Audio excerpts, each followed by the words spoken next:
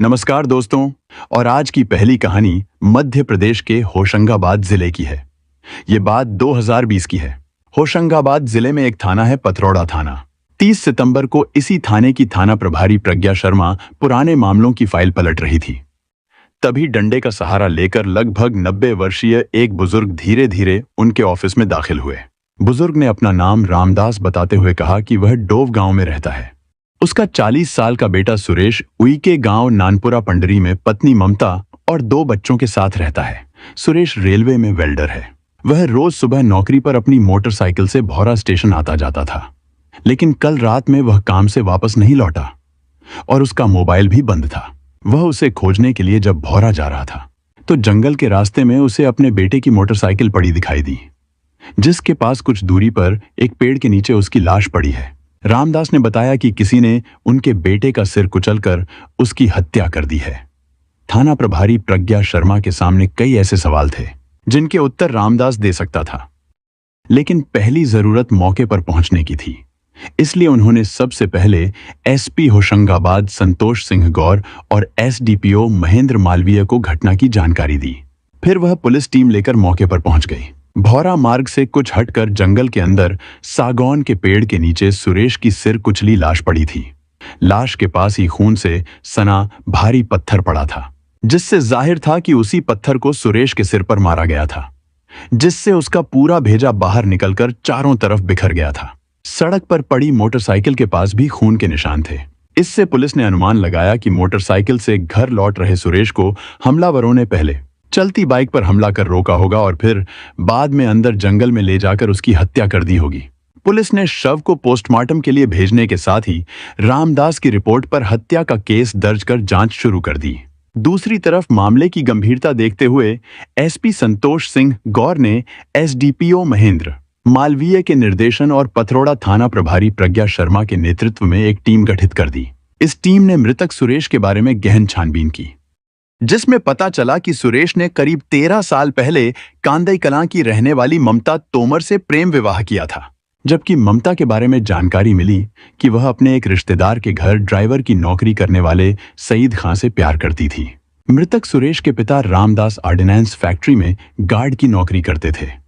शादी के कुछ समय बाद सुरेश को रेलवे में वेल्डर की नौकरी मिल गई, जिसके बाद वह अपनी पत्नी ममता के साथ नानपुरा पंडरी में मकान बनाकर रहने लगा था। सुरेश की ड्यूटी भौरा और कीर्तगढ़ रेल सेक्शन के बीच रहती थी, इसलिए वह रोज मोटरसाइकिल से भौरा आकर रात लगभग 8 बजे ड्यूटी खत्म करके घर लौट जाता था। सुरेश के साथियों से भी पूछताछ की गई, लेकिन उन्होंने बताया कि सुरेश सीधा सच्चा आदमी था और उसकी किसी से कोई रंजिश भी नहीं थी।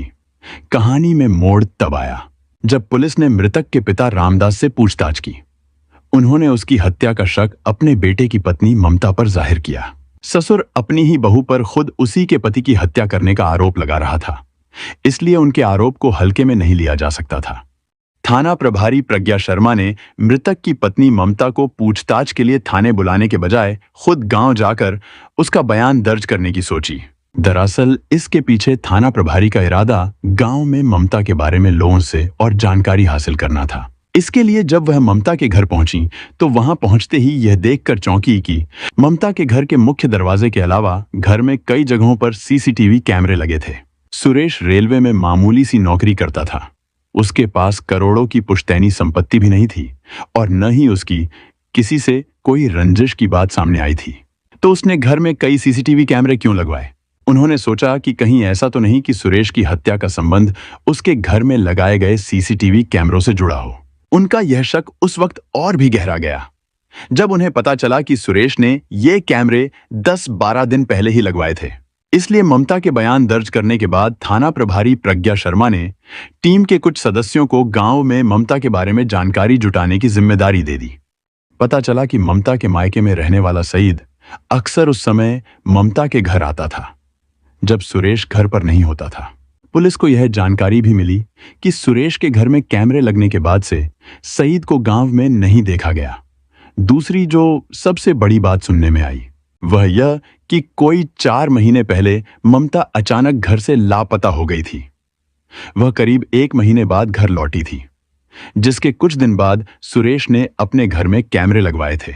सुनने में आया था कि लापता रहने के दौरान ममता सईद खान के साथ सिवनी मालवा में रही थी।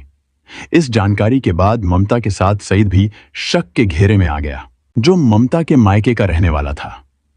पुलिस टीम ने कांदई कला में सईद की तलाश की तो वह गांव से गायब मिला। जब सईद के मोबाइल की कॉल डिटेल्स निकाली गई तो पता चला कि मृतक सुरेश की पत्नी ममता के साथ उसकी लगातार लंबी बातें होती थीं। जिस दिन सुरेश की हत्या हुई उस दिन भी उसने कई बार ममता से बात की थी। दूसरी सबसे बड़ी बात जो उसकी कॉल डिटेल्स में निकलकर सामने आई वह यह कि जिस समय सुरेश का कत्ल हुआ उस समय तक सईद का मोबाइल उसी लोकेशन पर था जहां सुरेश की लाश मिली थी। इससे थाना प्रभारी प्रज्ञा शर्मा के सामने पूरी कहानी साफ हो गई।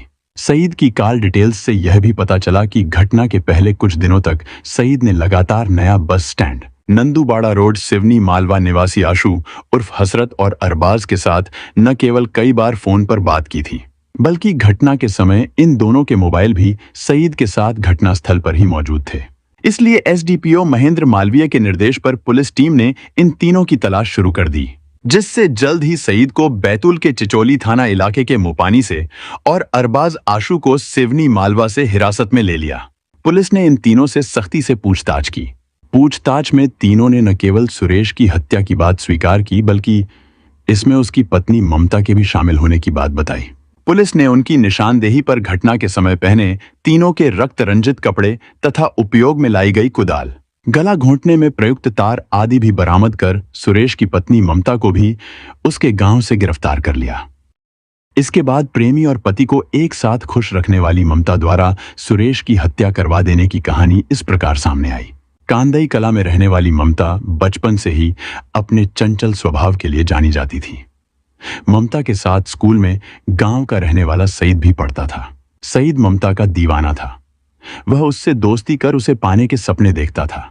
फिर नादान उम्र में ही ममता सईद के साथ प्रेम और देह के पाठ पढ़ने लगी थी। स्कूली पढ़ाई के बाद ममता ने आगे की पढ़ाई बंद कर दी। वह घर पर ही रहने लगी। उसी दौरान सुरेश उइके से उसके प्रेम संबंध हो गए। यह जानकारी जब सईद को हुई तो उसे झटका लगा। गांव में रहने वाले ममता के रिश्ते के एक भाई ने खेती किसानी के काम के लिए सईद को बतौर ट्रैक्टर ड्राइवर नौकरी पर रख लिया था। इससे सईद को ममता के आसपास रहने का मौका मिलने लगा। सईद बहुत शातिर था। उसका मकसद नौकरी के बहाने ममता से नजदीकियां बढ़ाना था, क्योंकि ममता उन दिनों सुरेश उइके से प्रेम की पींगें बढ़ा रही थी। सईद ने तिकड़म से जल्द ही ममता के पूरे परिवार का दिल जीत लिया, जिससे उसके घर में बेरोकटोक आना जाना शुरू हो गया। जब ममता को पता चला कि सईद उसकी दीवानगी के चलते ही ड्राइवर की नौकरी करने आया है तो उसने सईद की दीवानगी को भी हवा देनी शुरू कर दी। ममता एक ही समय में दो प्रेमियों सईद और सुरेश को अपनी बाहों में प्रेम का झूला झुलाने लगी। इतना ही नहीं, उसने सईद के संग निकाह और सुरेश के संग शादी करने का वादा भी कर रखा था, जबकि वह जानती थी कि ये दोनों काम एक साथ नहीं हो सकते। बहरहाल सईद के साथ उसका निकाह होना सुरेश के साथ शादी होने से ज्यादा मुश्किल था। इसलिए उसने सईद को छोड़कर सुरेश के साथ लव मैरिज कर ली। संयोग से शादी के ठीक बाद सुरेश को रेलवे में नौकरी मिल गई, जिसके बाद वह नानपुर पंडरी में मकान बनाकर अपनी पत्नी के साथ रहने लगा। बाद में ममता दो बेटियों की मां बनी। उसकी घर गृहस्थी ठीक ठाक चल रही थी। सुरेश की ड्यूटी भौरा और कीर्तगढ़ के बीच थी, इसलिए वह गांव से रोज सुबह मोटरसाइकिल से आकर शाम को वापस घर लौट आता था। दिन भर ममता घर में अकेली रहती थी। उसने अपने इस खाली समय का उपयोग पुराने प्रेमी सईद को खुश करने के लिए करना शुरू कर दिया। वह पति के काम पर चले जाने के बाद सईद को अपने घर बुलाने लगी, जहां दोनों दिन भर वासना का खेल खेलते। शाम को सुरेश के आने से पहले सईद अपने घर चला जाता। इस दौरान सईद ममता से किसी न किसी बहाने पैसा भी लेता रहता था। ममता को सईद का आना अच्छा लगता था, इसलिए सईद के आते ही वह घर का दरवाजा बंद कर उसके साथ कमरे में कैद हो जाती थी। जल्द ही इस बात की चर्चा गांव में होने से बात सुरेश तक भी पहुंच गई। सुरेश ने एकाध बार इशारे में ममता से इस बारे में बात की, जिससे ममता समझ गई कि अब सईद को घर बुलाने में खतरा है। इसलिए जब उसने इस बारे में सईद से बात की तो उसने उसे साथ भाग चलने को कहा। ममता सईद के साथ भागने को तैयार हो गई। फिर 8 अगस्त 2020 के दिन ममता को लेकर सईद सिवनी मालवा आ गया, जहां उसके दोस्त और रिश्तेदार अरबाज तथा आशु ने दोनों के रहने की व्यवस्था पहले से ही कर दी थी। ममता के भाग जाने से सुरेश पागल सा हो गया। उसे जरा भी भरोसा नहीं था कि उसके साथ प्रेम विवाह करने वाली ममता उसे और बच्चों को इस तरह से धोखा देगी। इससे सुरेश का दिल टूट गया। इधर 1 महीने तक ममता द्वारा घर से लाए गए पैसों पर ऐश करने के बाद सईद ने उसे वापस सुरेश के पास भेज दिया। 1 महीने बाद घर लौटी पत्नी को सुरेश अपनाना तो नहीं चाहता था, लेकिन बच्चों की खातिर उसने ममता को माफ कर दिया। आगे ऐसा न हो, इसलिए सुरेश ने घर में कई सीसीटीवी कैमरे लगवा दिए।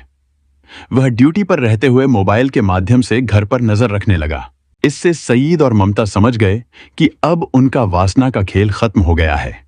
इसलिए उन्होंने फोन पर चर्चा कर सुरेश का ही खेल खत्म करने की योजना बना ली, जिसमें सईद ने अपने दोनों दोस्त अरबाज और आंसू को भी शामिल कर लिया। फिर तीनों ने मिलकर 30 सितंबर 2020 की रात ड्यूटी से लौट रहे सुरेश को रोक लिया और साथ लाए तार से गला घोंट दिया। फिर भारी पत्थर से उसका सिर कुचल दिया। सईद और उसकी प्रेमिका ममता का सोचना था कि मामला शांत हो जाने के बाद वे दोनों फिर पहले की तरह अय्याशी कर सकेंगे, लेकिन पथरौड़ा थाना प्रभारी प्रज्ञा शर्मा ने 4 दिन में ही सभी आरोपियों को सलाखों के पीछे पहुंचा दिया। यह घटना हमें यह भी सिखाती है कि झूठ, धोखा और हिंसा कभी भी समस्याओं का समाधान नहीं हो सकते। रिश्तों में ईमानदारी, विश्वास और संवाद ही खुशहाल जीवन का आधार है। हमारा उद्देश्य यह है कि लोग इन घटनाओं से सीखें और गलत रास्तों पर चलने से बचें। यह कहानी एक अहम चेतावनी है जो हमें बताती है कि जीवन में सही फैसले लेना कितना जरूरी है। हमें मिलकर एक बेहतर समाज बनाने की कोशिश करनी चाहिए, जहां प्यार और ईमानदारी की अहमियत हो। ऐसी सच्ची घटनाओं और उनसे मिले संदेशों के साथ मैं फिर लौट कर आऊंगा। तब तक के लिए सुरक्षित रहें, सतर्क रहें और याद रखें कि हर कदम सोच समझकर उठाएं।